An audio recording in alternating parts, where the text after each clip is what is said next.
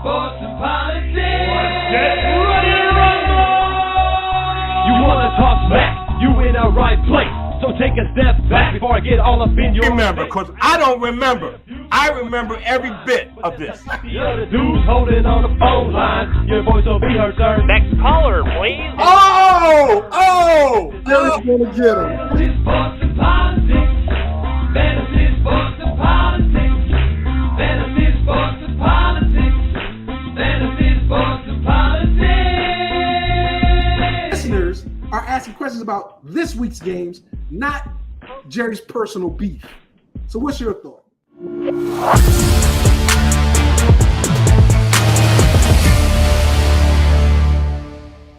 Ladies and gentlemen, boys and girls, children of all ages, welcome to Fantasy Sports and Politics. It's me, Mr. FSP, doing what I do it for you all day, every day. I'm trying to grow this beard in, okay? I'm trying. I'm very frustrated. I hate itchy skin. I just hate it. But the wife likes it. You know, look a little different. We'll see what happens, okay? But it's that time. It is that time. I want you to understand that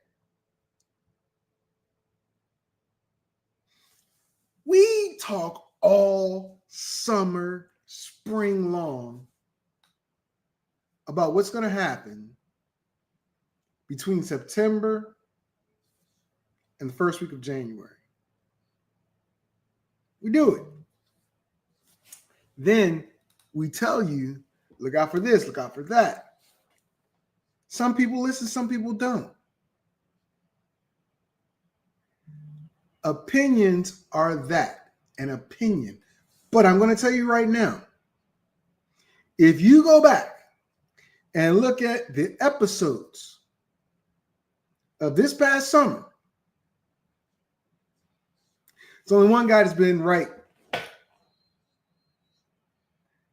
so far, 90% of the predictions so far.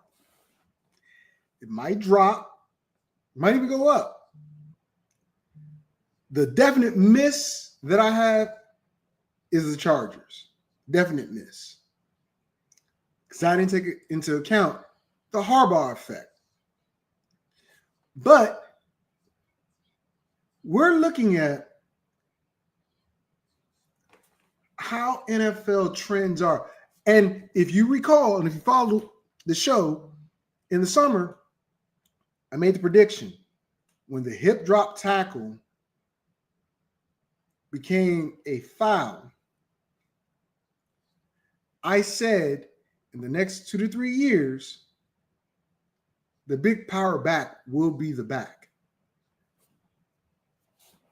Derrick Henry. Saquon ain't a big dude, but those quads are why he's able to run. He's on pace to rush the ball 340 something times this year. That's a lot.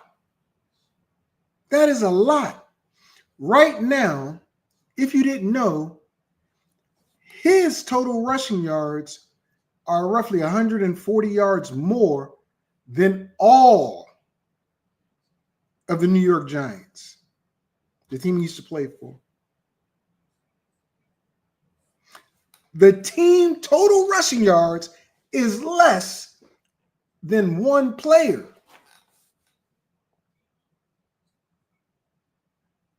The Kane.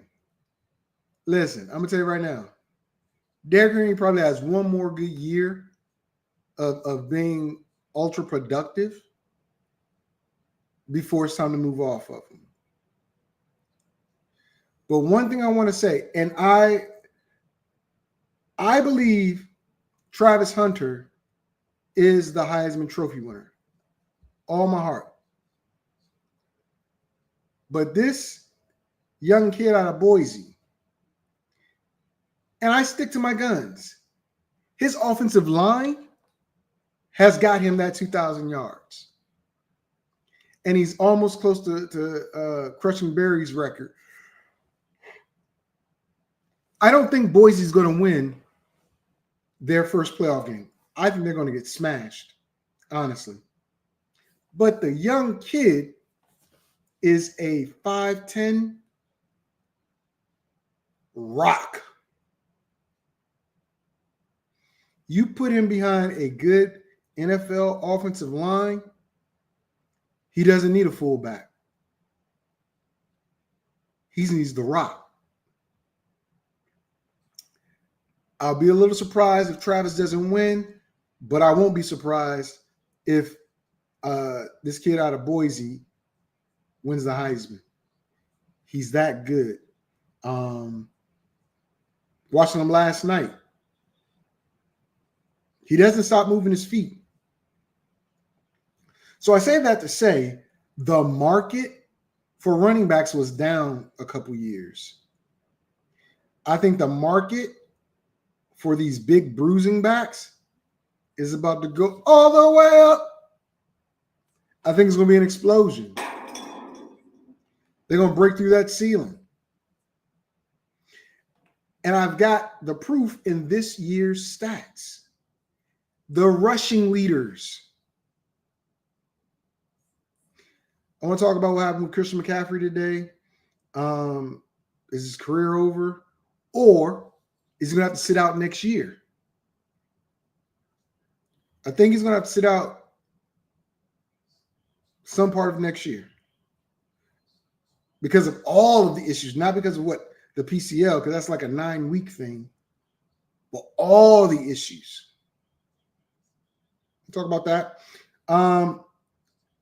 Deontay Johnson refuses to go into a game where they need pass receivers, receives a 1-game suspension, is complaining about playing time.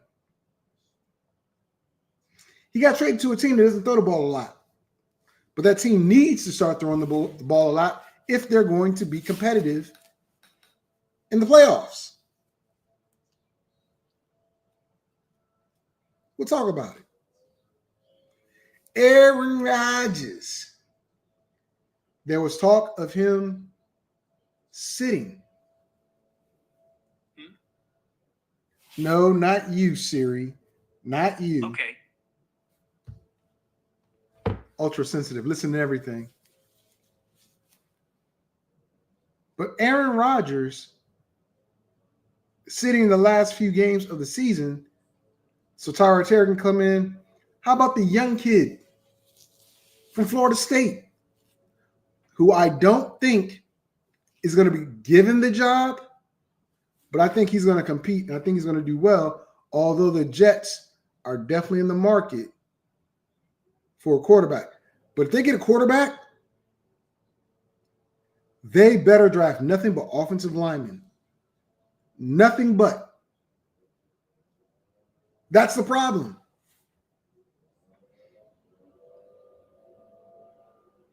That's it. Talk about that. Got a lot of other things I'm going to touch on today. Of course, I'm going to go over the schedule. I'm going to tell you, what I think is going to win. And listen, I'm be honest. This week is harder than I thought it would be. I thought it'd be easy. Okay, this team. I looked at it and considered a lot of different things. And it's going to be a lot more difficult for me to make a pick this week because some of these teams aren't performing where they need to be. Some are performing above. But it's wild. And the last topic,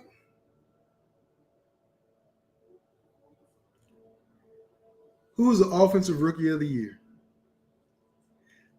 He plays for a team in a jersey that I'm wearing, but some people think it's a guy in Denver. I don't think so. We'll talk about that too.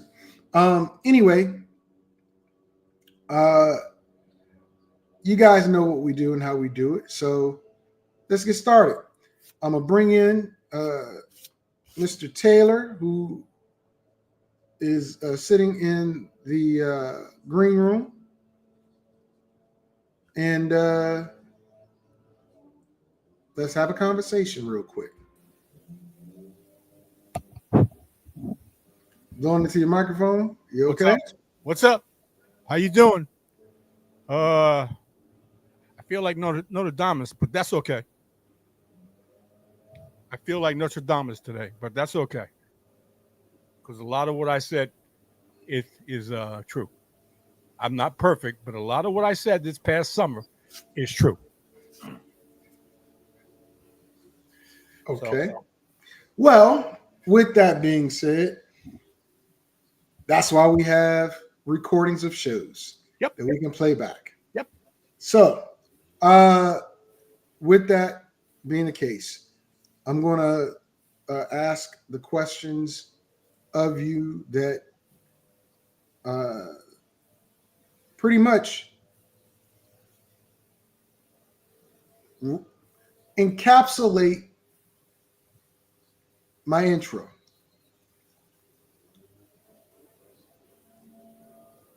Out of all things I said, I don't know if you're paying attention or not, but all things I said,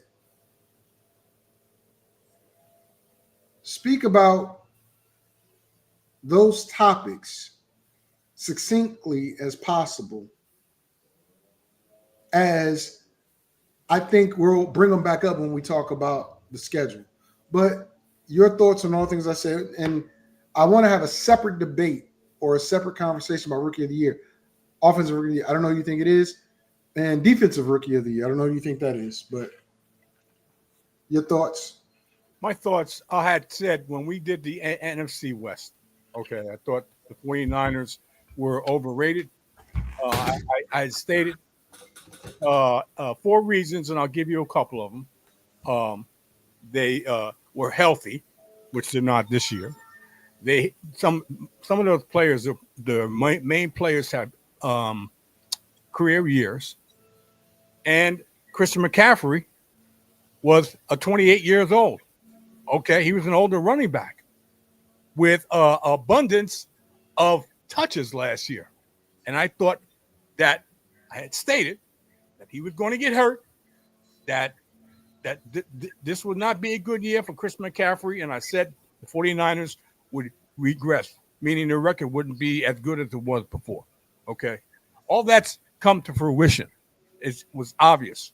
Okay, and also said that other players would not be as good as most people think they were. Okay, because of the type of offense or play calling or the offense. That's been up and down. But for the most part, I wouldn't say I was on point, but I was pretty close. I was pretty close in what I was talking about with different players and the team. That's what basically you were saying, in my opinion. Okay. Well, I also talked about the different situations in the NFL. But we'll get to those as we get to the teams. Okay. Let's dive right in. Sure. To the schedule. Why not? First game up, and first topic was about Aaron Rodgers. Like I said, the Jets and Miami. Like I said, the rumor was that the coaching staff and ownership wanted to bench Aaron Rodgers, start Tyrod Taylor to finish out the season. After Rodgers' comments this past week, I didn't catch a lot of it because I haven't been on the radio a lot. Excuse me. But I have heard that Rodgers came out on McAfee show saying, well, look, I want to be here. Mm-hmm. What I said was XYZ. Mm-hmm. If that's with the Jets, then fine, so on and so forth. But his first priority is the Jets. But he wants to play one more year. You claim Breece Hall will be the number 1 player in fantasy this year outside of CMC or Bijan Robinson. um, Bijan and CD Lamb. Yeah. That was wrong. And Okay, as you're I right. said before, it's a lot of stuff that has happened. The offensive line has caused and this is just me, and I said it in the summer, I said it now. The offensive line is a good offensive line, but they had an anchor, a terrible anchor in the Dallas Cowboy, who has not finished more than 8 games since 2016, 2017. And there were people, yourself and Tony, were like, well, no. And I was saying that's a terrible move. They didn't go young. Did I not say They made a decision that set Aaron Rodgers up and Breece Hall for failure. Now, what does that also mean? That means my choice of saying Garrett Wilson be a top 10 wide receiver, if not first round talent, was wrong, because Aaron Rodgers did not have the time to make the passes he wanted to make. Absolutely. And at his age, he's not as, I shouldn't say at his age, but it is, he's not as mobile as he once was. So Tom Brady played from the pocket and made the call before, the ball was not where he was going with the ball, and the players were there at his best target and Gronkowski with him. So when Mike Evans wasn't doing what he was supposed to do, we heard about it. Mike Evans wasn't getting the ball either. Gronk was. So the difference with Tampa Bay's offensive line versus the Jets' offensive line is Tristan Wirth is a beast. He went from left to right to left, back to right, and they had enough on that offensive line. Although Tom Brady was sacked and hit a lot his last couple years in the NFL, with Tampa, they had an offensive line that was better than the Jets. Right. Okay. Now, can we blame all of this on Aaron Rodgers? I say no, because of that. But then I turn around and say, okay, well, the defense hasn't lived up to his part either. They started out at the beginning of the year, but after game 7, 8, or whatever, it started to take a toll on them. Last week, prime example, they're beating Seattle handily. Then a pick 6 happens from a defensive lineman of all people. And what you're telling me is not one of those receivers, not one of those running backs that was on the field could run down and try to attempt to tackle Leonard Williams. And you saw the effort that was given, where he had a 90-yard or whatever it was, pick 6 from a defensive tackle. So it's not just all Aaron Rodgers. And in this game, you're looking at you're looking at Miami, who has proven without Tua, it doesn't matter. And it also solidifies what Tyreek Hill said, that Tua is probably one of the most accurate quarterbacks, probably more accurate than Pat Mahomes, that he's ever played with. Yep. And Tyreek is dealing with wrist issues and ankle issues. And I'm like, but that's the guy I picked number 1 overall. And he hasn't been there. Truly, the number 1 overall pick in fantasy is 2 people, in my opinion. Well, 3. Saquon Barkley, Josh Allen, and Jamar Gibbs.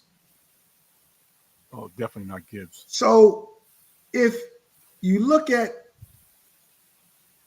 all these players that we talked about, all these players that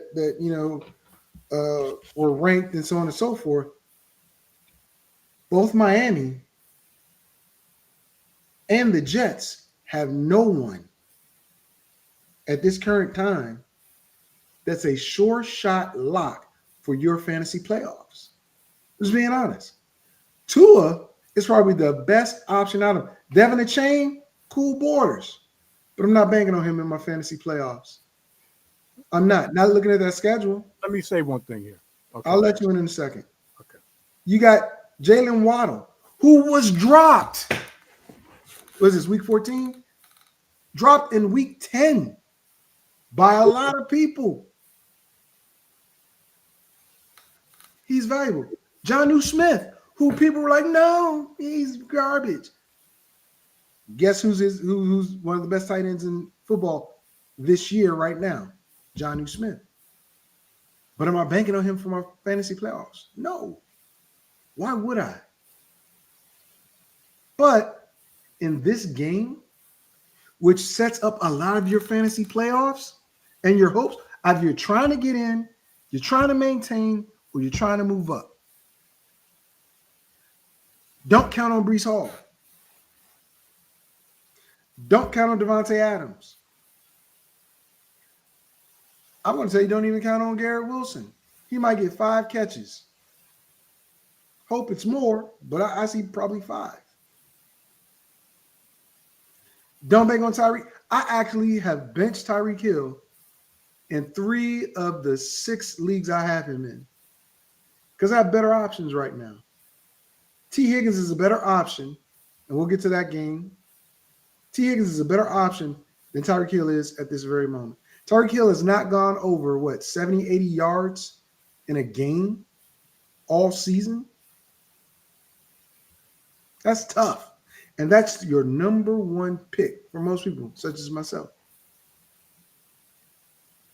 But Miami is on a roll since Tua's come back, and I think Miami wins this game. But I'm not banking on any of these fantasy players to carry me through my playoff. I've got several playoffs I'm in. I've got several of these players, but I'm not banking on them. I can't. Let me get this ring.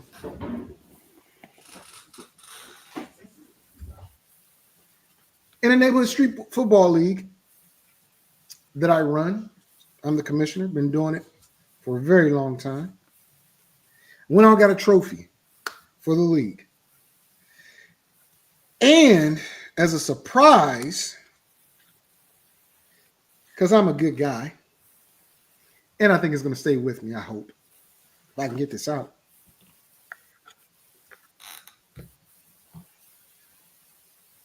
I got this very big championship ring for the winner, size 10. Oh, that's my size. That's my You're size. not going to make it. Okay. So you keep thinking that. Okay. the league champ gets this ring plus a 3-foot trophy that's going to be, I'll show it to everybody once the show's over or as the show ends. But I got to put it together because they sent it not put together. What I'm telling you, ladies and gentlemen, is you cannot bank on your championship on any of these players in this Jets-Miami's game. But I got Miami winning the game. Go ahead, Mr. Taylor. You got Miami winning the game, and overall, you cannot bank on every player in fantasy because what I've said before, and I'll say it again, you can put your players in place, but fantasy is just, and one of our league mates can attest to this. It's a lot of luck. It's a lot of luck. You can put players in place that you think are going to perform, but it's a lot of luck. You got one team in our league that has horrendous luck in players, and that's obvious what fantasy is all about. You can put the best players there. Every player in the league, every player that's fantasy relevant has had one bad week. Every player. So that doesn't mean that they're going to have bad weeks in the playoffs, but it does mean that's a possibility. And all you need is one player or 2 players to have a bad week for you to go down in the playoffs. I like the Jets in this game. And speaking of what Mr. Taylor just said, I like the Dolphins. I'm sorry. Okay, you changed to the Dolphins. Yeah. just like Mr. Taylor said, I had that bad luck happen to me 2 weeks in a row. I lost J.K. Dobbins the week before. I lost CMC last week. And I barely beat Mr. Taylor, where I should have stomped a mud hole in him, but it only happened by less than a point. Yep. Less than a point. But what it did was it made me look at my roster. And I've had a very, very good roster all year. And because of that, I stacked a lot. I stacked quarterback and receiver. So as we go to the next game, Atlanta, Minnesota, Kurt Cobain's cousins and Drake London are on my team. Now, Mr. Taylor made an interesting move, which I think I know why he did it. He doesn't have to share why he did it. I don't even know if he's coming back next year, but I think that's why he made the move. At least that would be the only logical reason why. Everybody's calling for Kurt to be benched right now. He's going back to Minnesota, where he just left. I made a prediction that Kyle Pitts would be a top 10 tight end top 5 tight end this year. I was wrong. I missed. I don't know why Kurt is not using his most valuable inside weapon this year. I have no idea why. Bijan Robinson has been a very good weapon, but he has been inconsistent. He's not the guy. Drake London, same deal. It took up to week 4 or 5 before Drake London even got more than 4, targets or 4 touches in a game. They have a good offensive line. They have weapons. But Brian Flores finds a way to just shut stuff down. Minnesota is the number 1 defense in all of football. And Sam Darnold is not winning games, but he's on the winning team. Justin Jefferson has not had that number 1 overall fantasy player type year. Coming off of a contract. And it's not that he hasn't tried. It's just not happening. He's done well. But he has not done the type of he has not had the type of impact. Inconsistent. That you call inconsistency, but it's not his fault because he's not throwing the ball. Sam Darnold forcing him the ball gets picked off. But TJ Hawkinson, since his return, has started to take a little pressure off. You would think Jordan Addison would be that guy. And Addison, inconsistent, has been a valuable number 2, but a silent number 2. The linchpin for the Minnesota Vikings, in my opinion, is Aaron Jones, another guy that I said was going to have a good year. When Aaron Jones does not play or does not perform well, Minnesota drags ass. And Minnesota has lost those games. Sam Darnold needs play action. Absolutely does. Atlanta's defense is banged up, but they still have some of the top talent in the secondary. Their run defense needs to be better. Because in this game, Aaron Jones is going to test it 110%. So if you lock down Aaron Jones, you're leaving the second highest paid cornerback on Justin Jefferson one-on-one. Interesting prospect there. And if you double team him and lock down Aaron Jones, who's covering TJ? But Sam Darnold does not throw to TJ that much. As of late, he has. Here's the thing. I told you Atlanta's going to win the South. They got a 1-game lead over Tampa right now. They have got to win this game. They lose it, and it's not going to be friendly the last 3 games of the season, because that means even though Tampa and Atlanta have the same record, Atlanta holds the tiebreaker because they beat them twice head-to-head and the division record or something like that. So it'll come down probably to the last game of the season, and it's going to be tough. I don't see Tampa getting in. I see Atlanta getting in. And I'm going to pick them to win this game because Kirk Cousins is going to go back to Minnesota and say, here you go. I'm going to drop this 400 piece on you, just like I did when I played Tampa in Atlanta. I expect to see a lot of points in this game. A lot of points. Tampa Bay, go ahead.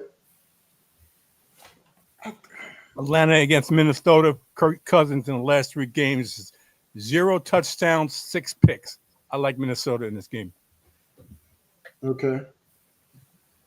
Iowa State and Arizona State. I thought this was on a different channel. I guess it was on CBS. I don't know. I'll turn it on in a minute. But with that being the case, I've got the next game lined up. New Orleans at the Giants. I don't really care what happens in this game, other than the fact that Tipton has not been the guy. It's been Valdez-Scantling. But Valdez-Scantling is so inconsistent. Last week he had a great game. Don't expect that this week. The Giants' defense isn't that bad. The Giants' defense is not that bad. It's, what are you going to get from the offense? Drew Lock is there. Neighbors is questionable. That leaves Darius Slayton, Hyatt, who I love, and he's been getting a little bit of love the last couple weeks, and the running game of Singletary and Tracy. That's been non-existent. It's in New York, though. Alvin Kamara is still there. I got to go with Atlanta. Who are you going with? Atlanta. No, I'm sorry. New Orleans. New Orleans. Derek Carr didn't have anybody to throw to. The main characters to throw to is Juwan Johnson, the tight end, wide receiver / tight end, and Alvin Kamara. The Swiss Army knife is done for the season with an ACL, and that's Taysom Hill. Mm-hmm. So they're trying to get Marcus Valdez-Scantling on a deep route to score some points. I like the Giants. I mean, this is a ho-hum game, in my opinion. It only has to do with players on fantasy teams for the most part. I like the Giants in this game. Okay. Let's go to a game that might not be that interesting to some, but it's rather interesting to me, as the Carolina Panthers have found a way to be competitive. Adam Thielen is a late season pickup that I would suggest you guys do, as if you've been lying under a rock last couple of weeks, he's been tearing it up. Bryce Young as well. Philly, though, Cooper DeJean and Quentin Mitchell, how did they get that combination? This goes into my Defensive Rookie of the Year question and comment. First of all, I think Philly wins this game, even though Carolina has made the last 3 to 4 games extremely competitive. Almost pulled the upset over Tampa Bay last week. Took them into overtime. But with that being the case, Saquon Barkley's trying to get MVP. If he has a big game here and Allen loses, he has a a serious shot at it. But Quentin Mitchell, some people say Jared Verse. I say Quentin Mitchell because of the work he's done in Philadelphia, locking down people, even before Cooper DeJean was put in the lineup.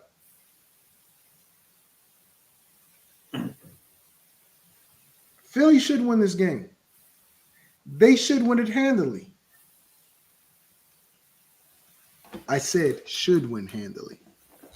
I'm going to go with Philly, but I got a little, I don't know. I just don't know. Mr. Taylor. Carolina have been playing, including Bryce Young, have been playing better of late. NFL teams and coaches take notice of that. Okay? They took Kansas City to the brink. NFL teams take note of that. Philadelphia Eagles aren't going to be letting the Carolina Panthers come into their stadium and do the same thing they may have done with Kansas City, take them to the brink. I like Philly big in this game. All right. Last time these two teams played, it snowed, and there was a lot of good, funny chatter, and Cleveland won. Mike Tomlin has secured yet another season of never being below 500. But now he's going to do what I said is going to happen. Because a couple weeks ago, about 3 weeks ago, I said, after Pittsburgh beats the Ravens, it's over. It's Pittsburgh's division to lose. And this is a game, if they are not careful, Cleveland might pull the upset. Jerry Jeudy? Really? He's been all world the last couple weeks. Can you afford to put your fantasy playoffs on the line with Jerry Jeudy? I say no. I don't like him. I don't like Jameis Winston because you don't know what you get out of Jameis Winston. Just like he was hot on fire last Thursday, and then he threw several interceptions, and he looked bad. Great energy, great person, very inconsistent. This game is in Pittsburgh. Pickens is questionable, but Najee isn't. Najee is not. I've got Pittsburgh in this game, and quietly, I'd ride Najee Harris into the playoffs and be very confident. Nick Chubb,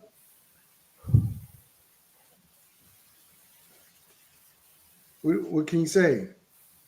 2 bad knee surgeries, a third knee surgery. He came back, doesn't have the explosiveness. This is like his preseason training camp, but it's a little too late. Mr. Taylor. Less than 3 yards to carry, Nick Chubb. He's just a shell of himself. Don't know if he's ever going to get that back. He's an older back. Don't know if he's ever going to go back. He may not be on this team next year. Okay. I see the Pittsburgh Steelers winning this game. It's an AFC North Division game, which has the tendency to be a close game. But I like Pittsburgh in this game. Okay. Now, moving on from Vegas to Tampa Bay.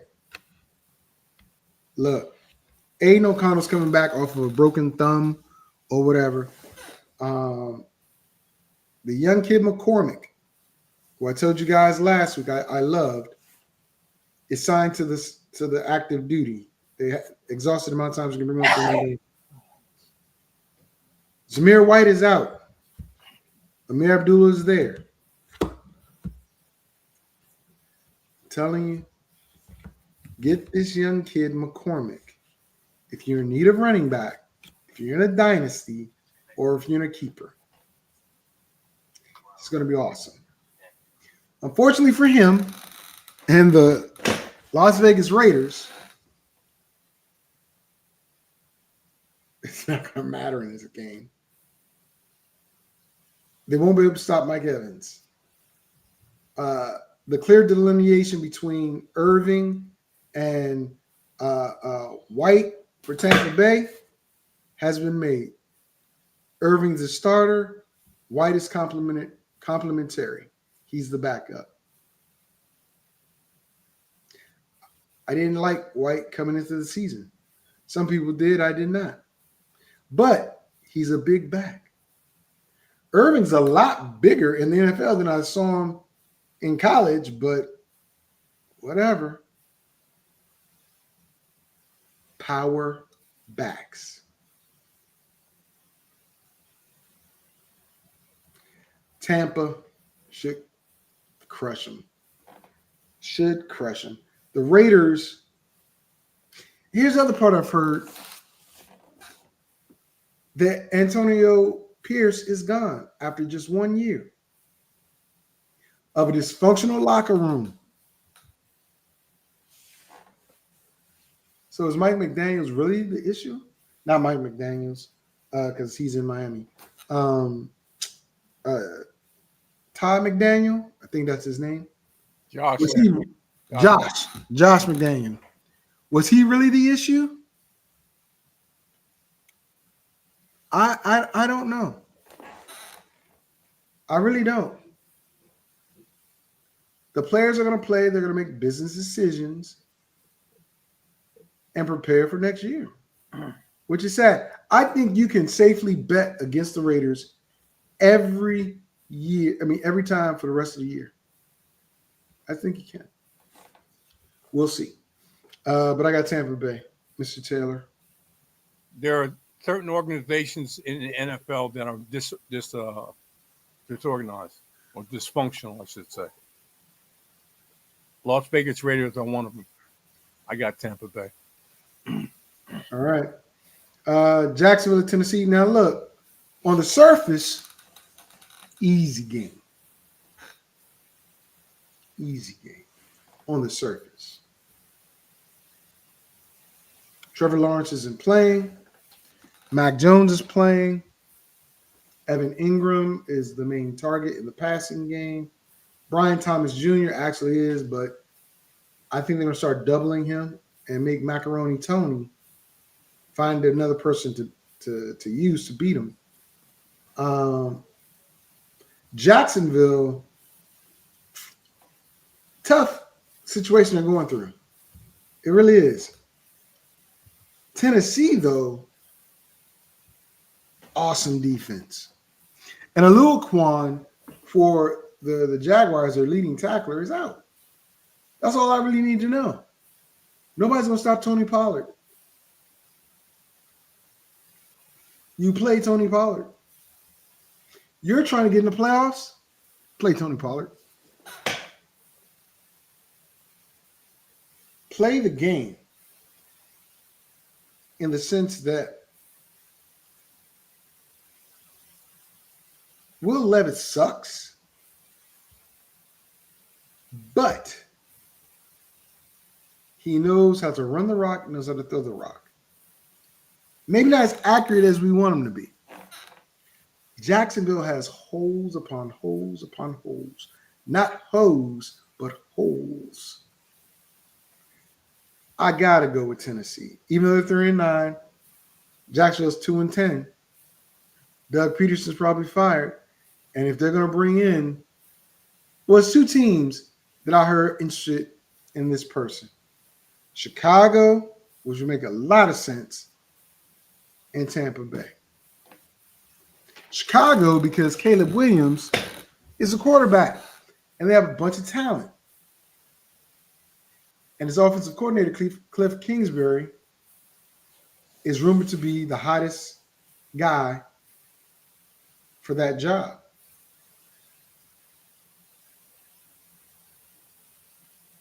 Doug Peterson is going to be fired. If he's not fired, something's wrong. Something's wrong. But if he does get fired, I have Cliff Kingsbury taking that job. Tennessee. Go ahead, Mr. Taylor. All right. Division game. Tennessee's playing at home, and they have a better defense. And equals 8 Mac Jones. No. I got Tennessee all the way. Next, a game I'll be at, Seattle versus Arizona. The winner is sitting on top of the NFC West, and in the lead for it, which is interesting because no one, including myself, who is a Cardinal fan, picked Arizona to be this good. Only the Cardinals. Geno Smith.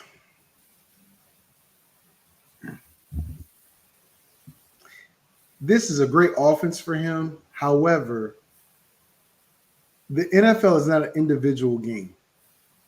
It's a team game.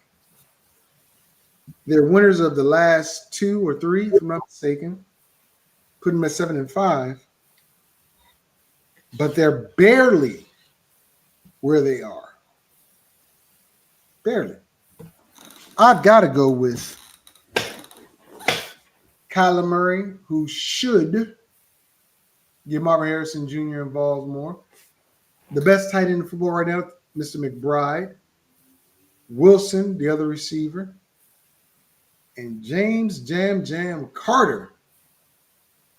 Connor has been there. I got to go with the Cards, Mr. Taylor. Check the tape, but one of the things about the NFC West that I just say, I said the Arizona Cardinals are going to surprise people. I'm not mistaken. That's what I said over the summer. Okay. And I didn't think they'd be here, but I said they were going to surprise some people. I don't like Seattle. I think it's a bad matchup for Geno with Arizona Cardinals with the defense playing better, especially at home. I like Arizona to win the game. Now, there are 4 games left. And this one right here, I'm not going to call it an upset. I'm not. Even though it's a 10-2 team taking on a 6-6 team, I think the Buffalo Bills are one injury away from not being in the playoffs. Excuse me. I mean, they'll be in the playoffs because they clinched their title, but not advancing. And that's if Josh Allen isn't there. Josh Allen is the offense. I don't care how many times he hands off to James Cook or throws to James Cook or hits Dalton Kincaid or somebody. It is Josh Allen. Bottom line. Flip side. Kyron Williams, Puka Nacua, Cooper Kupp, Matthew Stafford. And then the special teams are better.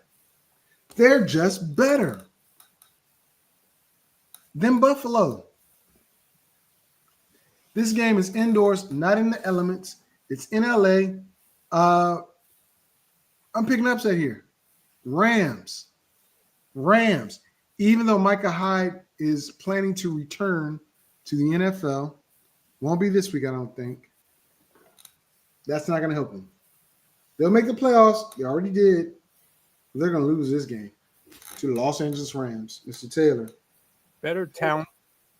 I don't care if they're going from the East Coast to the West Coast. Better talent on this team overall. I like the Buffalo Bills. Okay. Now, in light of all the injuries in San Francisco, and this being the first head coaching position for a guy that wasn't even an offensive coordinator 2 weeks ago, that was the passing game coordinator. We're saying that. He was not even the offensive coordinator, but for 1 week. And the following week, he becomes the interim head coach. Chicago, you're the laughing stock. Oops, wrong one. You're laughing stock. All that talent and nothing. But you get a chance to redeem yourself because San Francisco is so banged up, we don't know who they're going to put out there. You don't. My guy, Trent Williams, sorry for your loss. But I doubt if he's playing. I think he's questionable. He's out. He's out. When you lose a child? No. And if he's not playing, the pass game and the run game of San Francisco is going to be in so much doubt. So much. It pains me to say this, but Chicago beat San Francisco with their helter-skelter quarterback.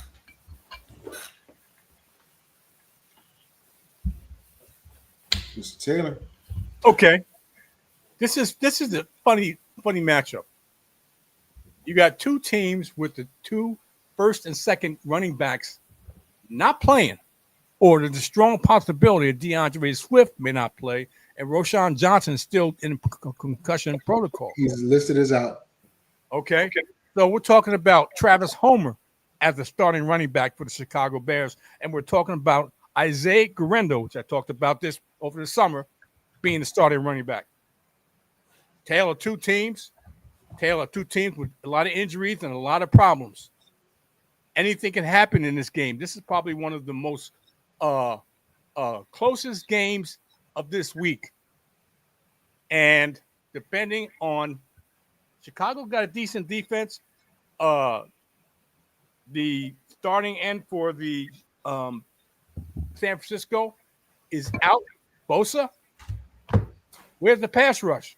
Okay. So this is a very close game, can go either way.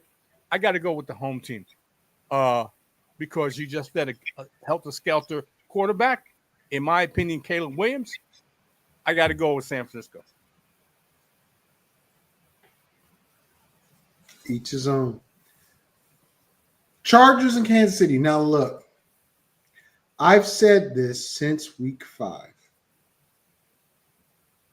And I'm not going to back down off of my prediction of Kansas City going to the Super Bowl. Got them in Detroit. Both number 1 seeds advancing to the Super Bowl. First time it's happened in a long time, my opinion. But I think the Chargers, who lost J.K. Dobbins, and that's why we're talking about these two teams, these two games back to back. Losing Christian McCaffrey is huge for them, but not as huge as J.K. Dobbins being a loss for the Chargers. The Chargers actually have the formula to win. They've got the quarterback. They don't have to run that much, but they're lacking at the receiver position, a position that got gutted this year because my guy wanted to bring in bigger physical receivers. Too bad them jokers don't know how to catch or run good routes. But I'm going to say the Chargers will be effective versus Kansas City because they always are, especially when Kansas City's at home. I think the Chargers will pull the upset. Stop the 2-game losing streak, pull an upset on Kansas City. JT, Mr. Taylor. Okay, we got one team that is dealing with the second and third string running back, and we got the starting running back coming back from Kansas City with one game under his belt. More than likely, he's going to get a line share of touches which is going to, I wouldn't say supercharge that offense because they want to run the football versus throwing the football first. LA always finds a way to lose against Kansas City. I like Kansas City playing at home. Last game of the week. I don't get it. The Dallas Cowboys defense is just now snapping into shape. Burrow and company have been helter-skelter all year. They got the talent. It's just not working. This is the one time I see Cincinnati coming out, laying the wood to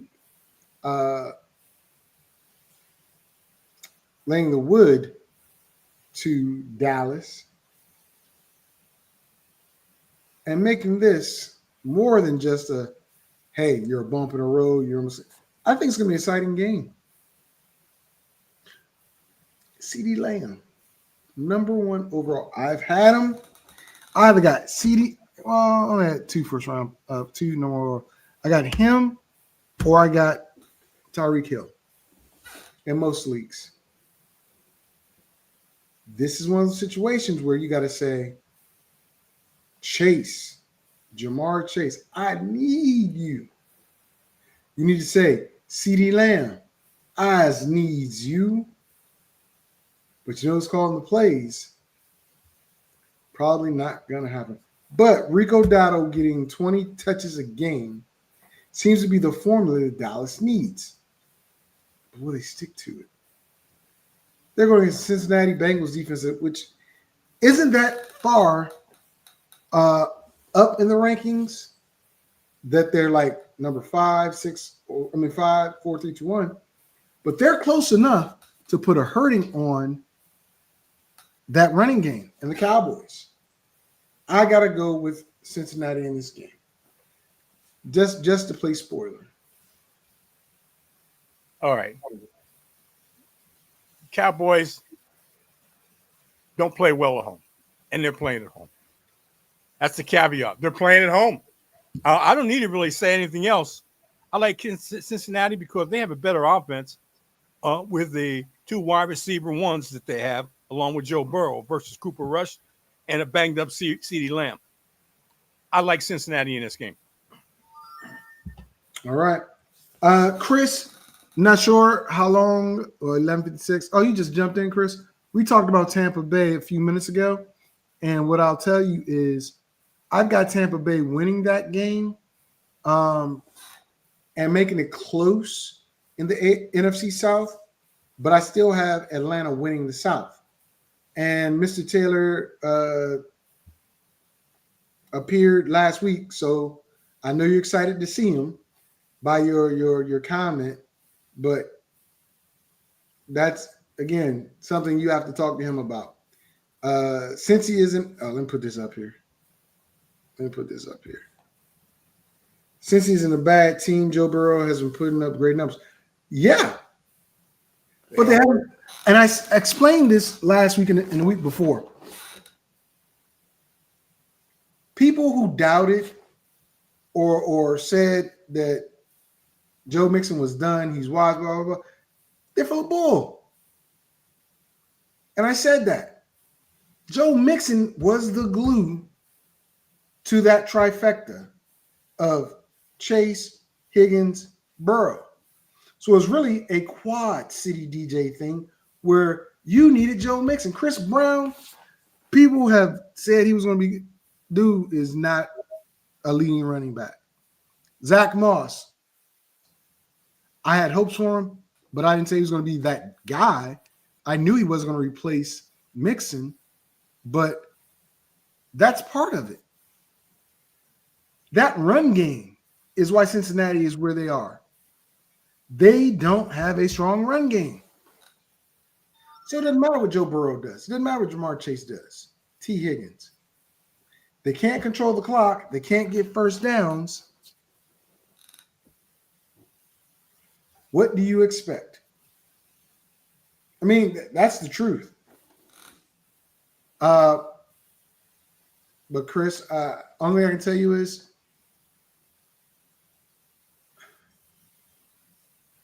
the Bucks have a very slim chance of making it to the playoffs. They got to win the division. No other teams coming out of the South except the division winner. I don't know. Outside shot.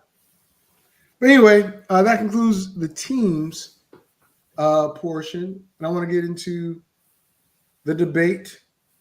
Really not a debate, but discussion. Because I don't know who Mr. Taylor feels is the Offensive Player of the Year. Not Player of the Year. Rookie of the Year. Or Defensive Player of the Year for that matter. But I'm not a homer when I say this. The two front runners right now, Jaden Daniels and Bo Nix. Bo Nix is a game manager. If you looked at last Monday night's game, yes, they won. But it's because Jameis Winston. The Browns let Jameis Winston throw the ball a lot. And he was killing them. He and Jerry Jeudy. But Jameis was Jameis.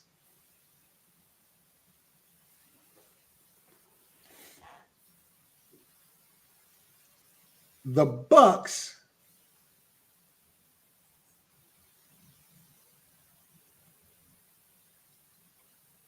Bo Nix is a game manager who can sling. Let me put this up here.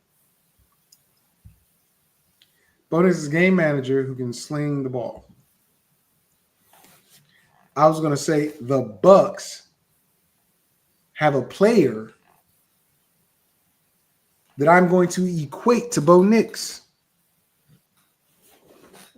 That's Baker. And I love Baker. At this point, Baker is winning games for his team, but there were times where he was needed to just be a game manager. And Bo Nix is at that point. Just be the game manager. If you noticed, when he stopped throwing to Cortland Sutton, things were different. He threw up so many 50-50 balls. So many versus Cleveland. It's amazing that people still came out of that game saying, yeah, he's a front runner for the Offensive Rookie of the Year. I'm like, are you kidding me? You've got to be kidding me. He did well, but he is not Offensive Player of the Year. I believe Jaden Daniels is. Jaden Daniels has won games for his team. Jaden Daniels is also in contention for the division crown. Not going to get it probably, but he's in contention for it. Bo Nix, you definitely not going to get it. Messing around in Pat Mahomes' division. In my opinion, those are the two top favorites of Rookie of the Year, but Jaden Daniels is mine. Mr. Taylor. In my opinion, Jaden Daniels. Okay, let me go to this group first. Bo Nix is a game manager, that can sling the ball. Okay, just like he said, that can sling the ball. In my opinion, Jaden Daniels is a game changer that can sling the ball. Okay, so I don't think it's even close. In my opinion, I really don't think it's close. I think Jaden Daniels is a clear-cut offensive rookie player of the year, and I think he wholeheartedly deserves it. That's just my opinion. As I see it, guy seems like he's more capable of doing a lot of different things outside of what Bo Nix can do. Okay. Game manager versus a game changer. That makes a difference, especially if it's a rookie. It makes a difference. I agree. And as I said, for Defensive Player of the Year or Rookie of the Year, I've got Quentin Mitchell, cornerback out of Philadelphia. Some people say it's Jarrett Verse, but when you as a rookie shut down star receivers where you don't even hear their names during broadcasts and games as a rookie, that says a lot. Sure does. That says a lot.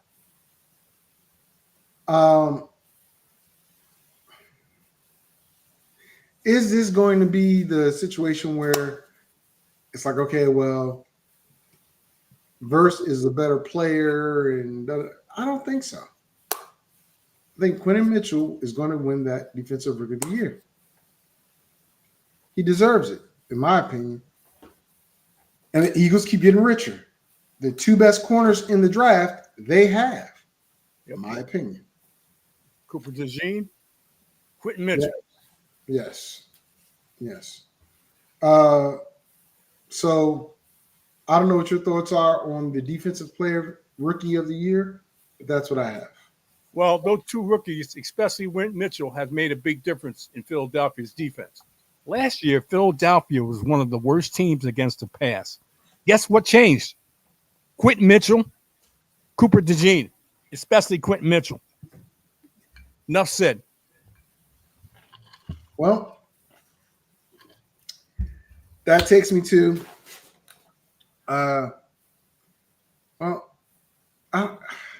Chris might have an opinion on this, but he's not going to be able to come on. But Chris, if you type your thought, I'll share it with folks.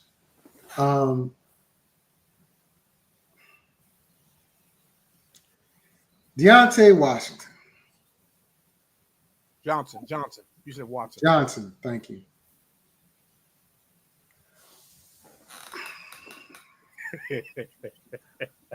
What is it about this guy? He leaves Pittsburgh, goes to Carolina, doesn't have good experience with Young, obviously, and is traded. Gets to the first game, plays a few snaps. In the second game, complains why he's not getting more opportunities. Third game, refuses to come into the game, and is suspended for this year or this week. Ultra talented. Why, Mr. Taylor, do you think players like him come from the Pittsburgh Steelers, first of all, and I don't think he's going to stay in Baltimore. I think he's going to go somewhere else next year. But where does he go? Are you finished? Yep. Okay. The thing I have about this is just follow me here. Plaxico Burress, Antonio Brown. Yep. I'm trying to think of other good Pittsburgh receivers. Very good Pittsburgh, very good receivers, very poor attitudes. And that's a problem. Very poor attitudes. That's why this kid has been in 3 different teams in one season. 3 different teams in one season. He's got a bad attitude. He got a great talent, but his attitude is not doesn't equate to how his talent is. He's not good enough to overcome his talent. Let me put it that way. His attitude is the problem. And I don't know where he goes. I mean, GMs talk, coaches talk. What's wrong with this dude? Okay. What's wrong with this dude? Coach is going to talk. What's wrong with this dude? He's got an attitude problem. Plain and simple. He's got a diva problem, like a lot of wide receivers have. He's got a diva problem, and I think that's what the deal is. I don't know if he's going to catch on to another team that with either the GM or the coach or receivers coach. I can turn this kid around. I don't know if that ever going to happen. He can attitude his way out of this league. I think that is going to be the case. He's going to attitude himself out of this league. That is a very prophetic statement. Your attitude about everything is going to get you kicked out. And the thing about it is, Chris says, That I hear you. if Mike Tomlin or John Harbaugh can't reel in Johnson's attitude, who can? Two of the most player-friendliest team Coaches in the league. Yep. Two of the most player-friendly coaches in the league, and you act like this? Come on, man. And with that, just imagine how it was to have both Pickens and Johnson in the same locker room. That's why they had probably get rid of him, because one was feeding off the other. Possibly. You're not going to be able to see this trophy that I'm building. But I promised everyone, you're not going to see it because of my stuff. Folks, I'll have a picture of it next week for those that want to see it. But it's 3 feet tall. Look at the comment down there. And when you put it up, I'll respond to it. What can the NFLPA do about it? Here's the thing. They work for him. The NFLPA works for Johnson. So what can they do about it? I don't know, but you said you can respond, Mr. Taylor, so I'll let you respond. They can't do anything about it. The player's attitude is a player's attitude. They can talk to him. They can have his agent talk to him. They can, but apparently his attitude is built in for years. For years. You think other players in whatever locker room he was in haven't tried to talk to him? You think his agent hasn't tried to talk to him? I mean, his agent, more than anybody else, knows what kind of player he is, what kind of attitude he has. And he's been on 3 teams in 1 year, in 1 season. And the season's not even over.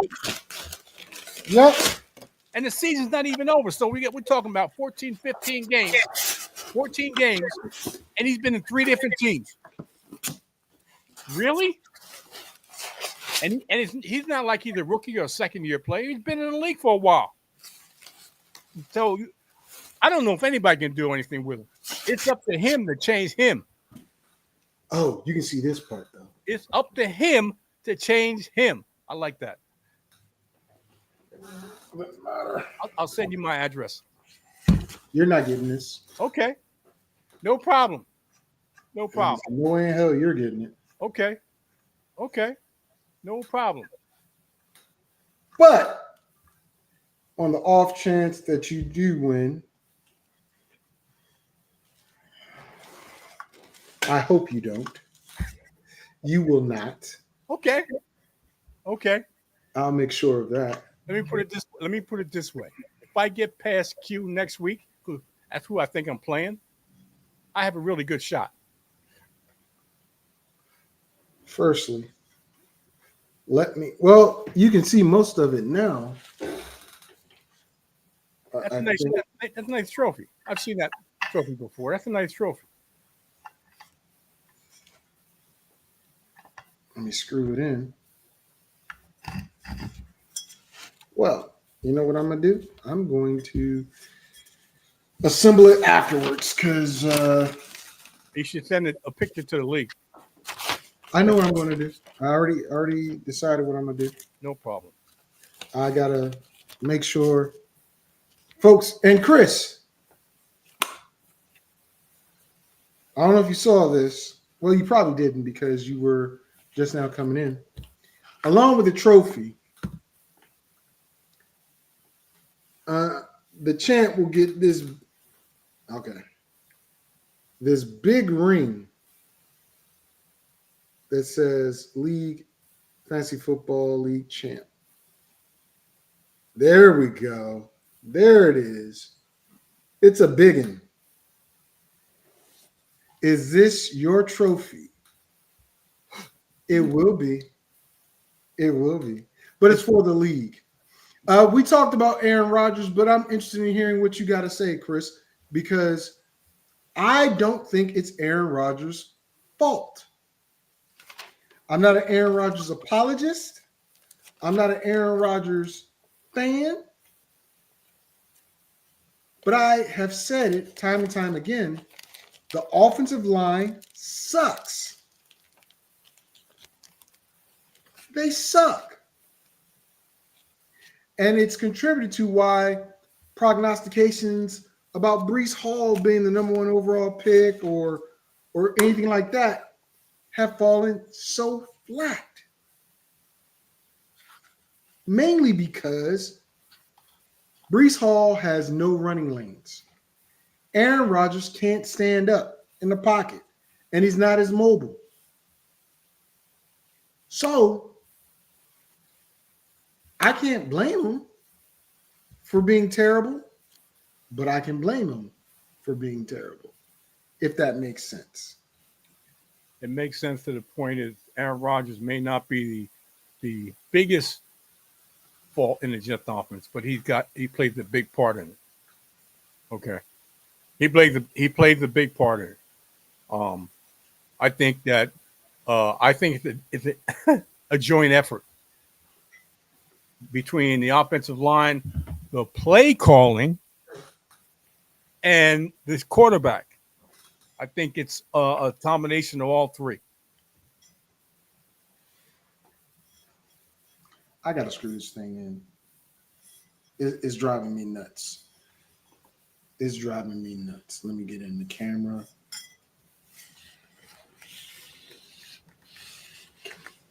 Every player wants the money. Every player wants the money.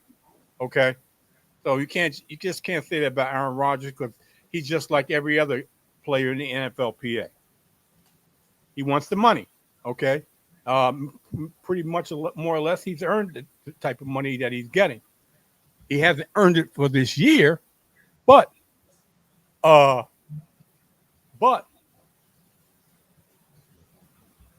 think he's a contributing partner in this dysfunction that's taking place. Okay. Before I go any further with it, I'll say this. The Jets put all their eggs in one basket. Yep. They jettisoned Robert Saleh. That was a big mistake for the defense. They decided, okay, you know what? I'm not going to. Oh, that's why I didn't slide down. Okay. I'm not going to live up to the not creed, but the belief of what an NFL team is. Tom Brady's not going there. Tom Brady is a small owner in the Raiders. Tom Brady cannot play in the NFL until he relinquishes that ownership. I think he was probably alluding to Tom Brady played well with the Tampa Bay Buccaneers, but he didn't play that well when Tampa had a questionable offensive line. The last year he played, Tampa's offensive line wasn't all that, and it reflected in the way Tom Brady played. So, and I mentioned that. Earlier, Chris. Yeah. That Tom Brady had Tristan Wirth bouncing back and forth from left to right tackle. He had a decent offensive line. Last year, or his last year? No. Not so much. Yep. That makes a difference. It does. Yep. It makes a huge difference. And all I can say in that situation is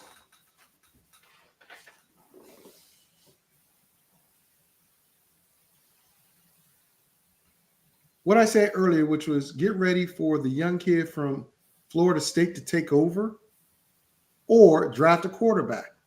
Either way, the Jets need to draft nothing more than offensive linemen, whether it's for Aaron Rodgers last year or whoever it is they're going to decide to put under center next year.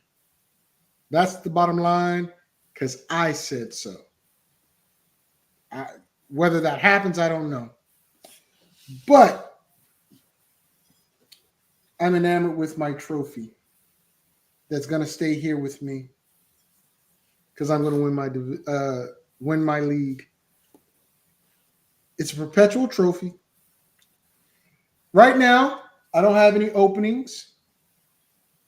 Nobody said they're not coming back, but you never know. Already got one person on standby. If I need to replace more than one, then I got 2 or 3 people ready. But, ladies and gentlemen, all summer long and throughout the season, September up until this point, you've heard my voice. You've seen my face. I don't proclaim to be a guru.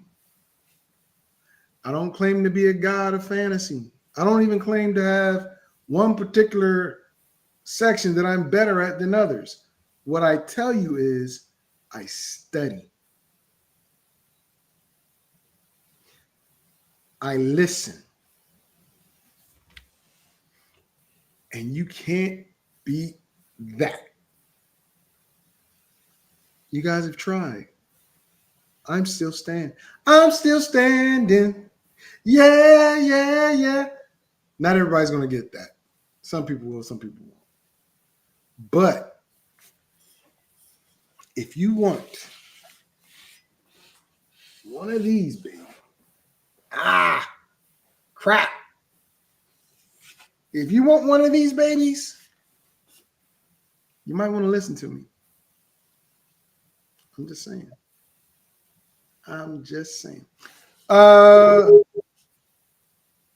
With that being said, what's next week? Week 15. I'm in a couple leagues where the regular season is still going on. And I'm like, why? But a lot of things are involved. So I'm going to be okay with it. But next week, we're going to find out who are the final 6. I'm already in it. Oh, there we go. Who are the final 6 that are playing for this and this ring and some other things. It feels so good to be so bad. All right. With that being said, thank you, Mr. Taylor, for appearing. Appreciate it. Thank you, Christopher, for showing up. I know you've been busy rebranding your, let me give a shout out, Mala for Vets. Chris is a guy that is